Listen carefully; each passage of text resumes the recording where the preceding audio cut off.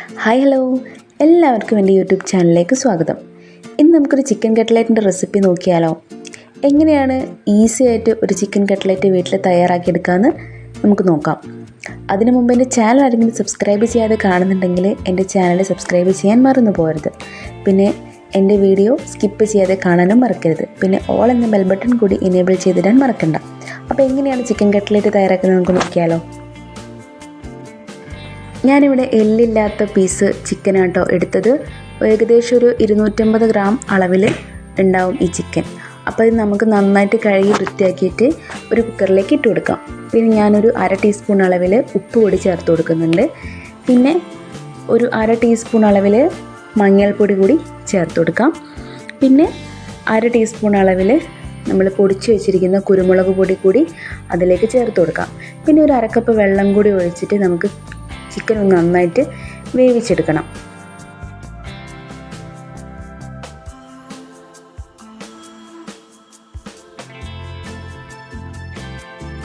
ഇപ്പോൾ ചിക്കൻ ഞാൻ വേവിച്ചിട്ട് അതൊന്ന് മിക്സിയിലിട്ട് ക്രഷ് ചെയ്തെടുത്തതാണ്. ഇനി നമുക്കിതിലേക്ക് ഉരുളക്കിഴങ്ങാണ് ആവശ്യമായിട്ടുള്ളത്. ഇത് ഞാൻ ചെറിയ ഉരുളക്കിഴങ്ങായത് കാരണം 4 എടുത്ത് വെച്ചിട്ടുണ്ട്. നിങ്ങളുടെ കയ്യിൽ വലുതാണെങ്കിൽ 2 എടുത്താൽ മതി. നമുക്കത് വേവുന്ന വരെ കുക്കറിലിട്ട് വേവിച്ചെടുക്കാം. ഇപ്പോൾ ഉരുളക്കിഴങ്ങൊക്കെ നല്ല വെന്ത് വന്നിട്ടുണ്ട് കേട്ടോ. ഇനി നമുക്കിത് നന്നായിട്ടൊന്ന് ഉടച്ചെടുക്കണം.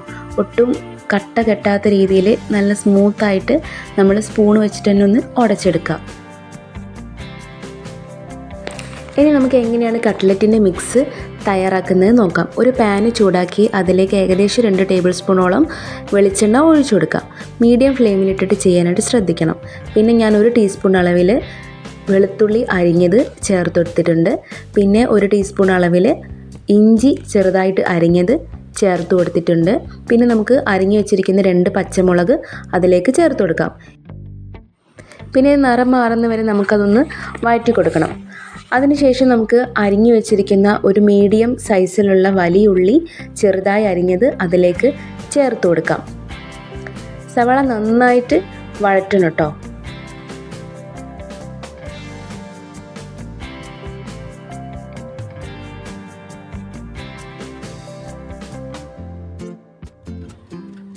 ഇനി ഇതിലേക്ക് ചെറുതായി അരിഞ്ഞു വെച്ചിരിക്കുന്ന കറിവേപ്പില ചേർത്ത് കൊടുക്കാം. കുറച്ച് ഉപ്പ് പൊടി കൂടി ഇട്ടിട്ട് നമുക്കത് കുറച്ച് നേരം കൂടി ഒന്ന് വഴറ്റി കൊടുക്കണം.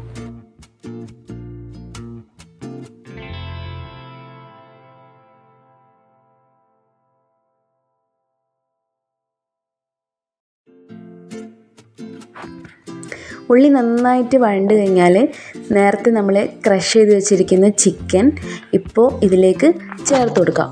എന്നിട്ടത് നന്നായിട്ട് ഉള്ളിയൊക്കെ ആയിട്ട് ഒന്ന് മിക്സ് ചെയ്തെടുക്കണം.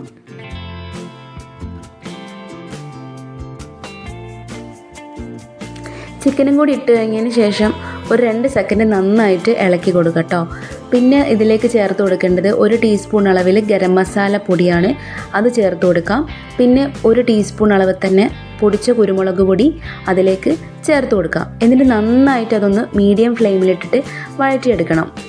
പൊടികളുടെ രണ്ടിൻ്റെയും ഒരു പച്ചമണം ഒന്ന് മാറുന്നത് വരെ നമുക്ക് കുറച്ച് സമയം ഒന്ന് വഴറ്റി കൊടുക്കാം. ഇനി ഇതിലേക്ക് നമ്മൾ നേരത്തെ മാഷ് ചെയ്ത് മാറ്റി വെച്ചിരിക്കുന്ന ഉരുളക്കിഴങ്ങ് ചേർത്ത് കൊടുക്കാം. ഉരുളക്കിഴങ്ങ് കൂടി ഇട്ട് കഴിഞ്ഞാൽ പിന്നെ നമ്മൾ നന്നായിട്ട് ആ ഫില്ലിങ് മിക്സ് ചെയ്ത് യോജിപ്പിച്ചെടുക്കണം. ഇപ്പോൾ നമ്മുടെ കട്ട്ലറ്റിനുള്ള ഫില്ലിങ് ഇവിടെ റെഡി ആയിട്ടുണ്ട്. ഇനി ഇത് ചൂടാറി കഴിഞ്ഞാൽ നമുക്കിത് കട്ട്ലറ്റിൻ്റെ ഷേപ്പിൽ ഉരുട്ടിയെടുക്കാം.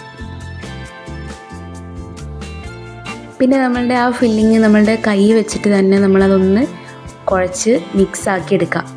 എന്നിട്ട് നമുക്ക് കട്ട്ലറ്റിന് ഏത് ഷേപ്പിലാണോ ആവശ്യമായിട്ടുള്ളത് അതേ ഷേപ്പിൽ നമുക്ക് റെഡിയാക്കി എടുക്കാം. ഞാനിപ്പോൾ ഇവിടെ റൗണ്ടായിട്ടാണ് ചെയ്യുന്നത്. അപ്പോൾ ഇതുപോലെ ഞാൻ കുറച്ചെടുത്തിട്ട് കയ്യിൽ വെച്ചിട്ട് തന്നെ ഷേപ്പാക്കി എടുക്കുകയാണ്. നിങ്ങൾക്ക് ഇഷ്ടമുള്ള ഷേപ്പിൽ ഉണ്ടാക്കാം കേട്ടോ, അതൊന്നും കുഴപ്പമില്ല. അപ്പോൾ ഞാനിതിങ്ങനെയാണ് റെഡിയാക്കി എടുക്കുന്നത്. അപ്പോൾ ഞാൻ എല്ലാ ഫില്ലിങ്ങും ഇതേപോലെ കട്ട്ലറ്റിൻ്റെ ഷേപ്പിൽ റെഡിയാക്കി എടുക്കട്ടെ.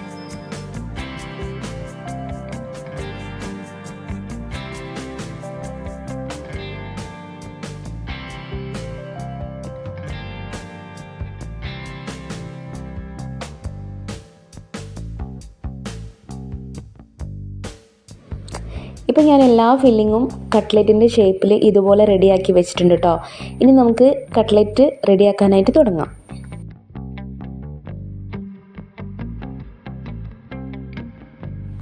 ഞാനൊരു പാൻ എടുത്ത് അതിൽ കുറച്ച് വെളിച്ചെണ്ണ ഒഴിച്ചിട്ട് ചൂടാവാനായിട്ട് വെച്ചിട്ടുണ്ടായിരുന്നു. ഏകദേശം നമ്മുടെ കട്ട്ലറ്റ് മുങ്ങിക്കിടക്കാൻ പരുവത്തിലുള്ളൊരു വെളിച്ചെണ്ണ മതിയാവും. അത് നിങ്ങൾ പാകത്തിനനുസരിച്ച് ഒഴിച്ചു കൊടുക്കുക.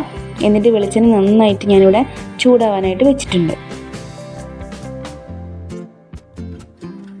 ഇനി നമുക്ക് കട്ട്ലറ്റ് റെഡിയാക്കാനായിട്ട് തുടങ്ങാം.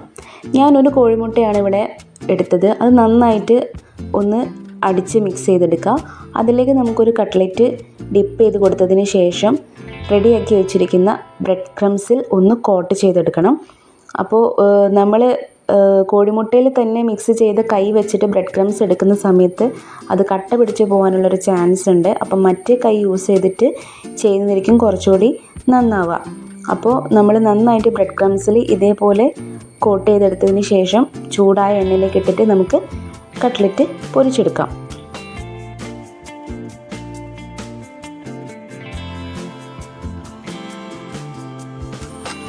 ഒരു വശം ബ്രൗൺ കളറായി കഴിഞ്ഞാൽ നമുക്കതൊന്ന് തിരിച്ചിട്ട് കൊടുക്കാം.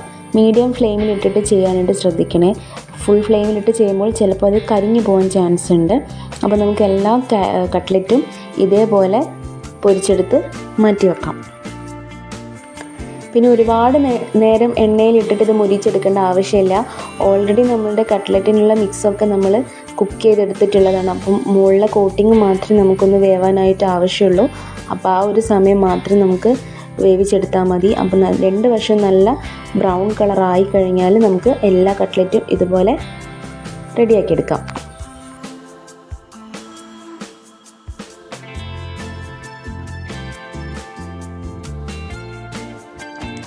ഇപ്പോൾ എൻ്റെ ചിക്കൻ കട്ട്ലറ്റ് ഇവിടെ തയ്യാറായിട്ടുണ്ട് കേട്ടോ. അപ്പോൾ എല്ലാവരും ഈ റെസിപ്പി തീർച്ചയായിട്ടും വീട്ടിലൊക്കെ ഒന്ന് ട്രൈ ചെയ്ത് നോക്കുക. വീട്ടിലുള്ള കുറഞ്ഞ ചേരുവകൾ ഉപയോഗിച്ചിട്ട് നമുക്ക് പെട്ടെന്ന് തന്നെ തയ്യാറാക്കിയെടുക്കാൻ പറ്റുന്ന ചിക്കൻ കട്ട്ലറ്റിൻ്റെ റെസിപ്പിയാണിത്. അപ്പോൾ എല്ലാവരും തീർച്ചയായിട്ടും ഇത് ഉണ്ടാക്കി നോക്കാൻ മറക്കരുത്. വീണ്ടും പുതിയ റെസിപ്പിയുമായിട്ട് നമുക്ക് അടുത്ത വീഡിയോയിൽ കാണാം.